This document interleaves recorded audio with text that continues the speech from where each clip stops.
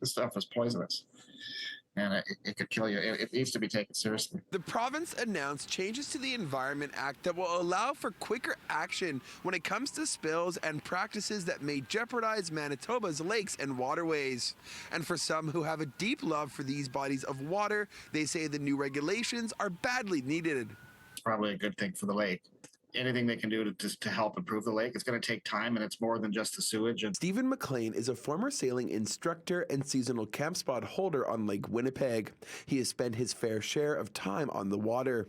He's been sailing since 2003, and for almost a decade, he taught others to sail on the massive body of water just north of the city. As someone who both camps and sails the lake, he says he's pleased to hear the government is taking action to protect water bodies in the province like Lake Winnipeg, saying the situation is dire. this past fall was terrible. McLean says it's not just the sewage that is contributing to poor conditions, as the lake serves as a massive catch basin for agricultural runoff in the region. And while any action is welcome, he doesn't know if it will go far enough, as the lake's current condition, ravaged by blue-green algae growth and other pollutants, is enough to make a person sick. In our lifetimes, I don't know if we'll see any change. The strengthening of the Environment Act, announced Wednesday, comes after more than 228 million liters of raw sewage leaked into the Red River.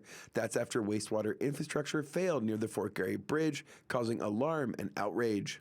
The changes will allow conservation officers to intervene on spills sooner with fines, as opposed to only after an investigation. The commitment also bringing with it $10 million in funding for the city to improve wastewater infrastructure. People of Interlake Gimli and all Manitobans are very concerned about this government's failure to act. In the legislature Wednesday, Interlake Gimli PC MLA Derek Johnson accused the governing NDP of failing to act on the spill and putting both Lake Winnipeg and the province's fishing industry at risk. As she announced the changes, Environment Minister Tracy Schmidt fired back, alluding the PC's freezing of municipal operating grants during its time as government contributed to past spills affecting the province's water bodies. We're here to work with our partners, unlike the previous government. Winnipeg Mayor Scott Gillingham welcomed the announcement, saying in a statement Thursday, quote, "We appreciate the province's funding, and our water and waste department will provide options to put these resources to use immediately to protect the health of our rivers.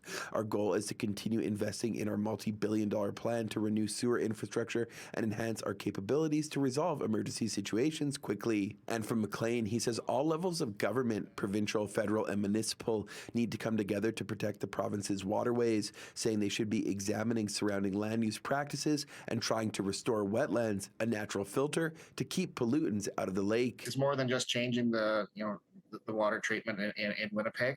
In Winnipeg, Morgan Modjeski, City News.